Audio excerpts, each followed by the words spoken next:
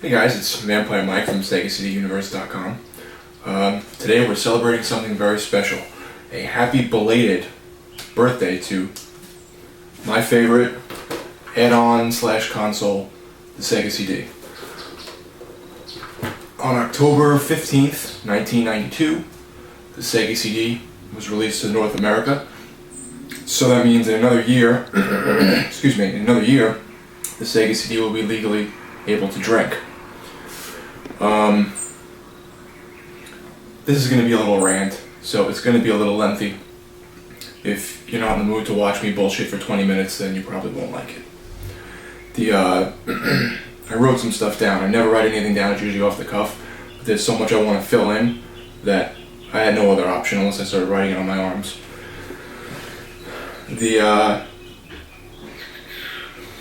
What the Sega CD brought to the table was it added 8 extra sound channels to the Sega Genesis with a new sound chip called the Z80.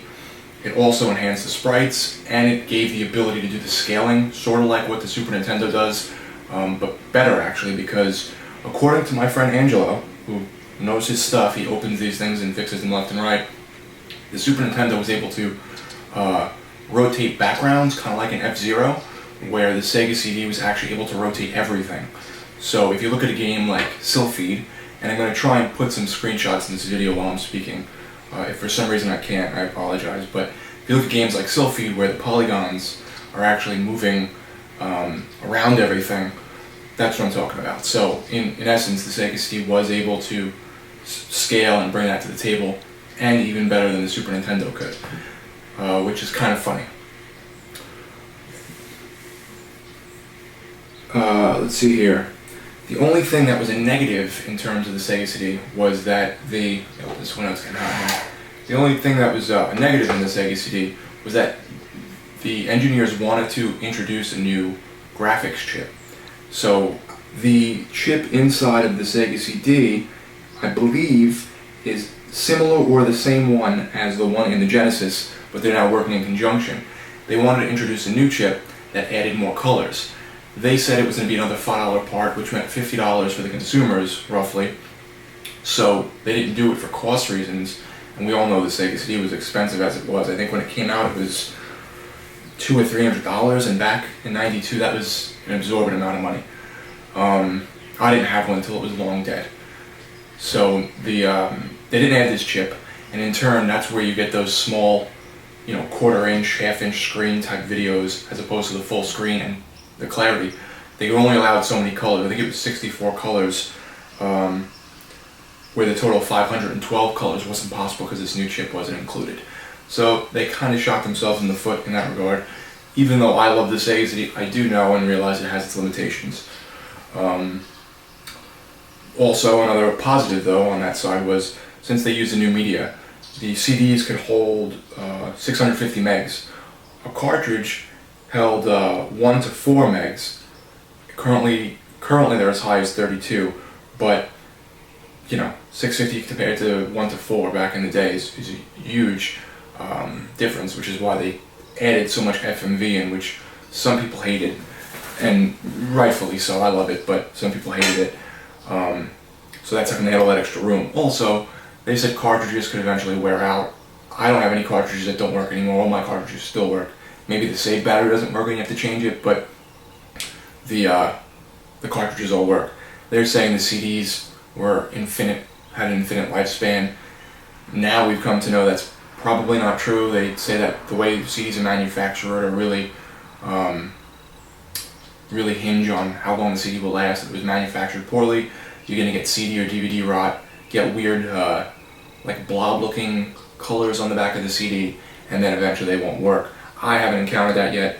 I mean, the oldest stuff I have is probably the Sega CD games. I also have 3DO games. I have music CDs that are probably around the time or before. I'm not sure when music CDs came out, but they had to be before the Sega CD. Let's see.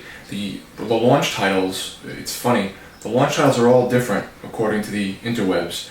The only game that consistently came out in Japan, America, and Europe at the same time on the release date, mind you, the release dates were different.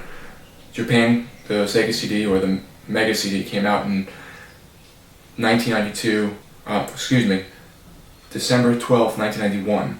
The U.S. got it in October 15th, 1992, which is what we're celebrating its belated birthday for, and Europe got it in April 93.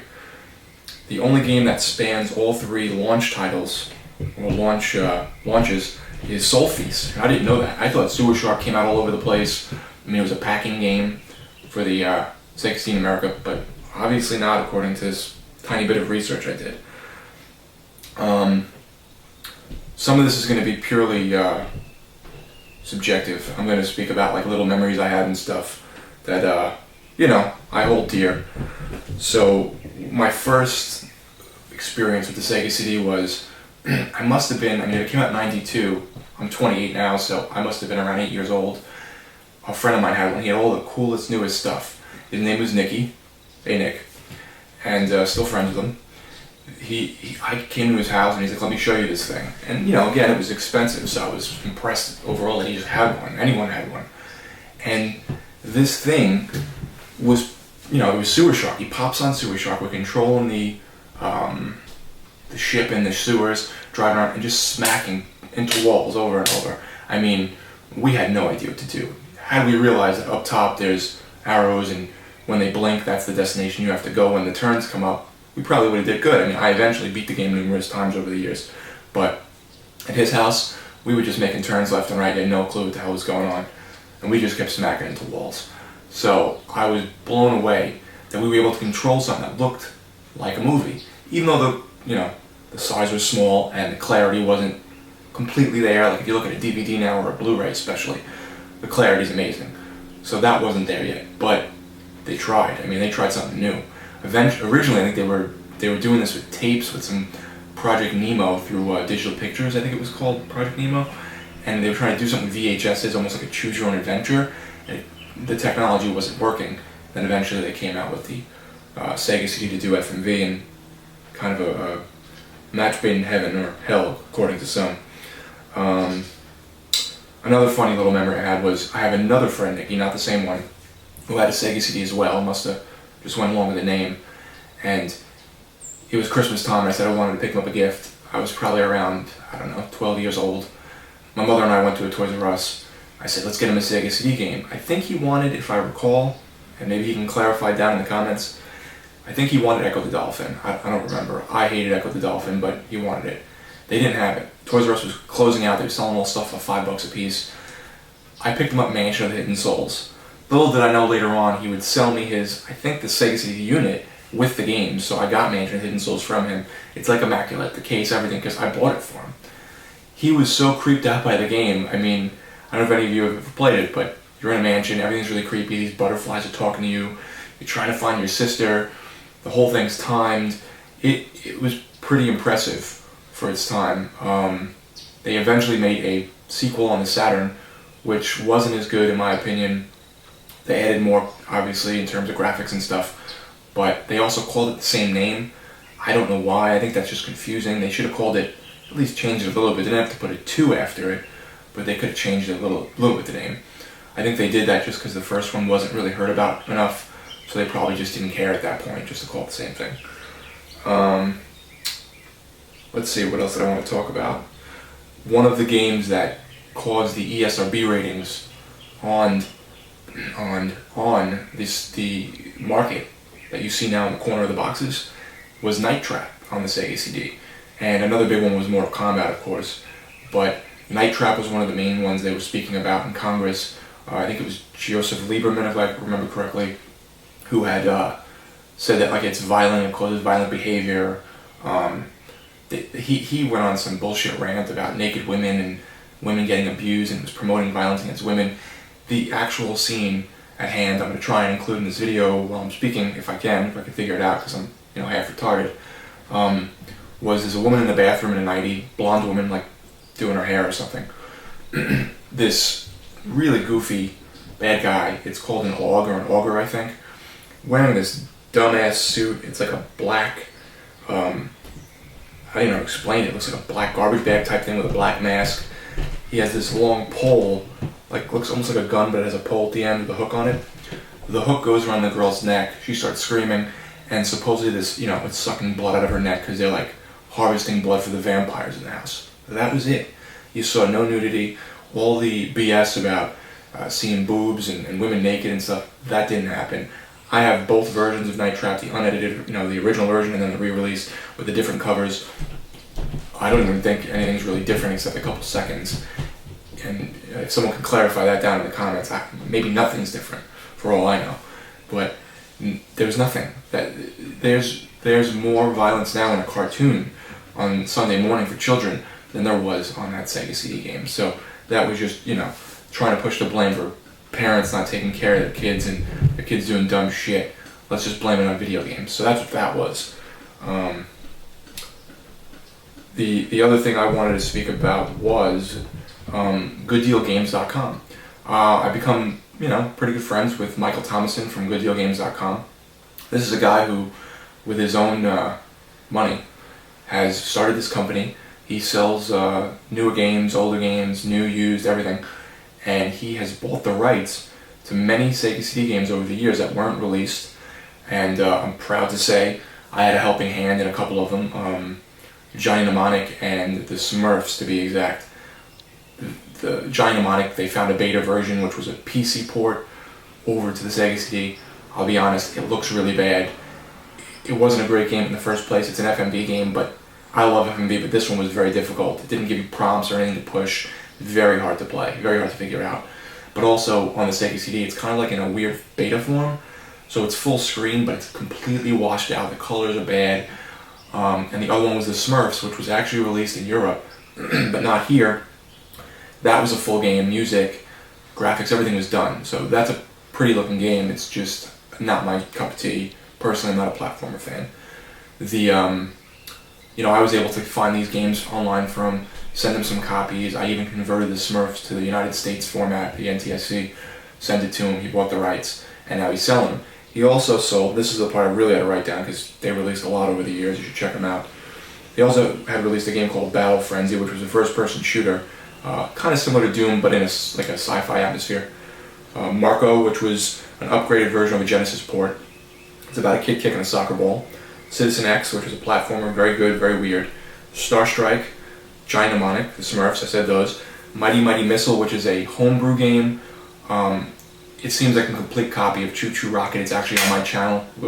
It's actually on my channel in review form, so if you want to check that out, you can see that. Some of these games are. Giant Mnemonic is, the Smurfs is, Citizen X is, Marco is. I tried to review them because I knew since they came out after the fact, when the Sega CD was dead, that people probably didn't play them. Or didn't. As many people that should have played them didn't. Battletech, Great Death Legion, which is an alpha or a beta of, in the Battletech universe, you're inside of a mech and you're shooting other mechs. And Burning Fist's Force Striker, which is a very poorly translated, rip-off of, I wouldn't even say Eternal Champions or Street Fighter. It's just weird. There's ninjas, there's Vikings. It makes no sense. It's like they all came from different time periods to kick each other's ass. So that was really it in terms of that. Most of the games on the Sega CD, this is where the Sega CD got lambasted a bit. Most of the games are ports of Genesis titles with a little bit of an upgrade, graphically. CD sound, which was amazing, and sometimes FMV cutscenes. Like if you look at Three Ninjas Kick Back, the game is very similar looking. The sounds are much better, the soundtrack is much better, and then they included Grandpa's face popping up on the screen and talking to you throughout the missions and before the missions, which I thought was really cool as a kid because, you like the movie and then you see the actor pop up. That was really interesting. So the definitive versions, in my opinion, were the Sega CD releases. If you have both, there's really no point in buying both, the Genesis and the Sega CD versions, but if you don't, get the Sega CD version if they made it. My friend Angelo had mentioned this. The Terminator was actually completely revamped. So if you look at the Genesis version, it was good. The Sega CD version just blew it away, hands down. The Sega CD version had better graphics. The sound that included FMV from the movies. It was a very good game. That's one of those titles that you don't hear much about, that Angelo had pointed out to me, and people missed. I mean, if you were open-minded, there's a lot of great Sega CD titles out there. Lunar, Snatcher, I love the FMV games like Double Switch and Night Trap, even though people hated them.